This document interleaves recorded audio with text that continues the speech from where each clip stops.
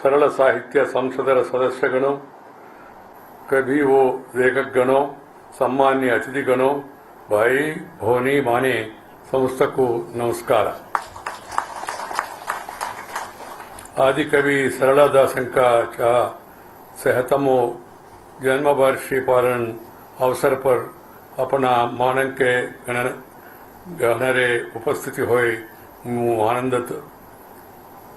यही कार्यक्रम आयोजना करदी बारू सरल साहित्य संसद को मोरा अभिनंदन जनावुछु. Friends, I'm sorry I cannot speak to you in your mother tongue, the beautiful Odia. I'm happy to be amidst you today.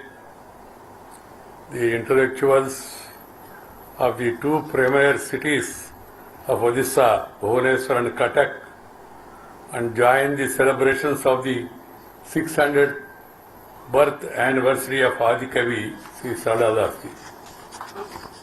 I am equally happy to know that you are honoring my friend Sri Vishwabhushan Harichandanji, Governor of Andhra Pradesh, with the prestigious Kalinga Ratna Award. He fully deserves this honor, and I congratulate him on this apt recognition of his long, rich contribution to the governance of the state as a legislator and as a minister. I am told the whole Odisha reveres Sarala Dasji as the father of the modern Odia language. To me, he appears to be a pioneer in democratizing literature, as he had used colloquial language as early as the 15th century. No reader needs to refer to a dictionary to understand what he says in his books, particularly the Mahabharata. It is not easy to communicate complex emotions and ideas in a simple language understood by all. This is indeed the hallmark of the great poets who have won the hearts of people. Sri Sarala Dasji is one such great luminary. His contemporary, the sage and poet Kabir Das, also encapsulated profound truths of life in simple folk Hindi, and is therefore quoted extensively today by people drawn from all segments of life. In Telugu, the great philosopher poet, believed to belong to a slightly later era, Yogi Vemana, also adopted a similar style, and his wise sayings have become part of the consciousness of the Telugus.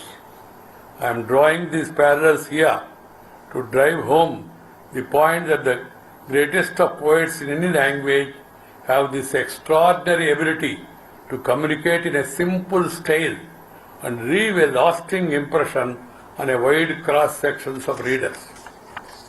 I consider the Odia Mahabharata written by Sarala Dasji to be truly unique.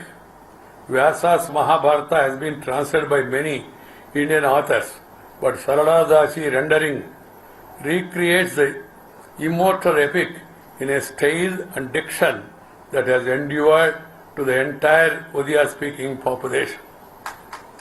It is not only a literary work, but a rich source of information on socio-cultural and political history, as well as the geography of Odisha of that period.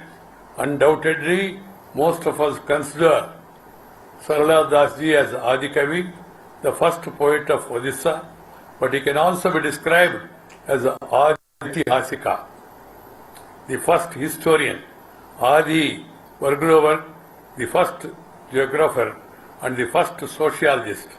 The description of places, the graphic representation of festivals and events, and above all, the characterization of the people in the 15th century reflect his deep knowledge of various socio-economic aspects of his times.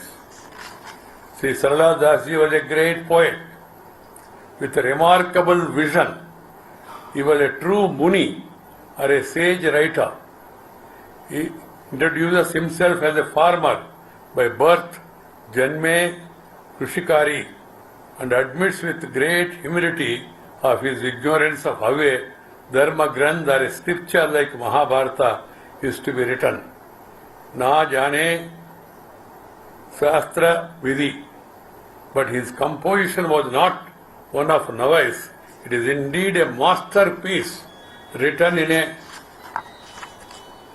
meter that very closely mimics the flow of colloquial spoken Odia and uses words with Prakriti, Arabic and Persian origins. Communicating in the spoken or oral traditions with the readers, he earned the title of the father of Odia language. I have no hesitation after going through some of his writings that Sarala Dasji with his literary genius have enriched the Odia language and culture. Language and culture go together. No wonder Odia came to be recognized by the government of India as a classical language of India, with Sarala Dasji standing as a beacon. I join you in paying my sincere respect to Sarala Dasji. I understand that Sarala Dasji's characterization of heroes and heroines in his Mahabharata has inspired many later authors to take character or two and wave a full novel around them. He became an inspiration to others. Sarala's woman characters are strong and endured with remarkable qualities of head and heart. They act with great courage and confidence. Even lesser known characters such as Hidimba and her son Ghatotkaja also get considerable attention in the work of Sarala Dasji. As I have said earlier, many authors have adopted a character or two to build the narrative of full-length novel. I need not remind the intellectuals here that we have in our midst Srimati Pratibha Ray, who has given a bold characterization of Draupadi in her Oriya classic Yajnaseni, which won her the coveted Jnanapita award. The grand literary tradition of Odisha is alive and vibrant because of such literary icons. Sarala Das Mahabharata draws upon the local context that makes his work so relevant to all Odiyas. We must always connect it with the local context. For example, one who makes a pilgrimage to Lord Jagannatha in Puri will notice Paitapan flag atop the Nirachakra disc at Jagannatha temple. The guide accompanying you will tell you that 8 Navakunjaras are carved on the outer circumference of the disc. Sarala Das Mahabharata has emphasized Navakunjara represents as a manifestation of Lord Vishnu. Significantly, no other vision of Mahabharata has this story. It is in the fitness of things that Sarala Das Sahitya Sansad, which is named after the great poet, is celebrating 600th birth anniversary of Sri Sarala Das. I once again congratulate my friend, great son of this great state, Sri Vishwabhushanji, who not only had an illustrious career in public service, but also is a noted author of several books. I am happy that Sarala Sahitya Sansad has given me this opportunity to visit this millennium historic city of Cuttack, which is emerging as a vibrant center of Odisha's cultural ethos. We should never forget our culture, our heritage, our history.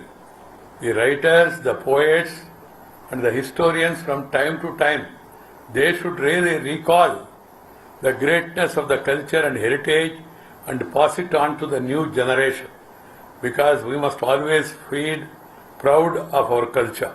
The fact that popularity of the Mahabharata written by Sarala Dasji has not dimmed even after hundreds of years shows the importance of writing and communicating in a simple colloquial language. In fact, I have been championing the cause of promoting the use of mother tongue in every state. The use of the mother tongue in every state is the need of the hour. Firstly, the medium of instruction up to primary school must be in the mother tongue or local language. Otherwise, you will not be able to bring out the creativity in the children. Many studies have already catalogued the advantage of studying in mother tongue during early schooling. Besides, the administration and the judiciary too should use the local language. People know Odia. If you communicate them in English, if you send them circulars, if you issue orders, what is the fun? They will not be able to understand. So one has to administer the state and the people in their mother tongue, in their local language. This is a must.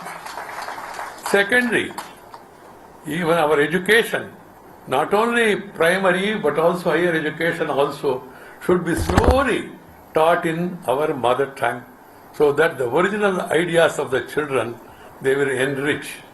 It is unfortunate because of the colonial rule.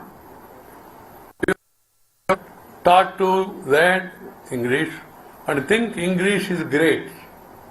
And without knowing English, you can't go up in life.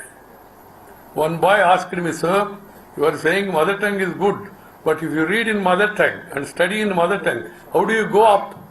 I said that God has not put any restriction. Anybody can go up in any language. He said, that's out of position. I said, Rashtrapati Ji of India has studied in his mother tongue. Former President Dr. Abdul Kalam studied initially in his mother tongue. The Vice President, myself, also studied in a street school, never went to convent.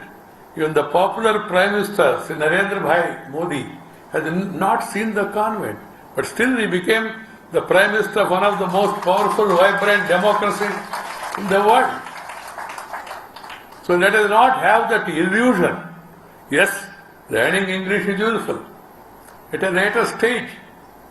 But basically, everyone should be familiar with the mother tongue, should feel proud to speak in mother tongue at home, with family, with relatives, and also with the neighbors. And then later you can learn Hindi, you can learn English, you can learn as many languages as possible. Nothing wrong. That's why I always say, mother tongue is like your eyesight. English is like your spectacles. If you have eyesight, the spectacles will work. Eyesight नहीं है तो आप ribbon glass पहनने के बाद भी आपका जुबान से कुछ आएगा नहीं. So one has to understand this basic fact. And all great people, right from Rabindranath Tagore to Baba Sahib Ambedkar to Mahatma Gandhi to Swami Vivekananda to all great people, they all stressed the need to have early education in mother tongue. So we must see to it that we use our mother tongue. That's why even in Parliament, in Rajya Sabha, I am encouraging members to speak in their mother tongue 22 languages. You can speak in any language in Indian Parliament, Rajya Sabha, and that will be automatically translated. So this has to be the passion in the coming days that all of us should promote our children to study in mother tongue initially and later to switch on to other languages. Judiciary. Even in the courts, what the advocate argues, you don't know. What the judge is delivering judgment, you don't know. In Odia, advocate arguing in English and judgment is given in English. How do you communicate to the people? You have to really see to it that arguments are heard in Odia, judgments are delivered in Odia, and later it can be translated. Nowadays everything can be translated in no time. It's not so this thing. So, in the administration, in the judiciary, in the early schooling, use of mother tongue should be encouraged. And then, if you use mother tongue in your poetry, if you use your mother tongue in your commentary, in your literature, you will be able to impress upon the people in a most effective manner. That's why Sarala Das Ji has become very popular. My dear friends, another aspect is that is required to be encouraged by the intellectuals, educationalists, and all of us for that matter, parents and teachers, is the promotion of reading habit among today's youngsters. We must encourage them to read as much as they can. The habit of reading must be inculcated from a young age. This is imperative for their personality to develop and to wean away children from excessive use of gadgets. Schools should nurture this ability in children and make the fascinating world of books come alive in classrooms. Reading and writing should be inculcated by teachers to strengthen the foundation literacy. More authors should write books for children. These books should be written and illustrated keeping in view of the children's varying interests and abilities.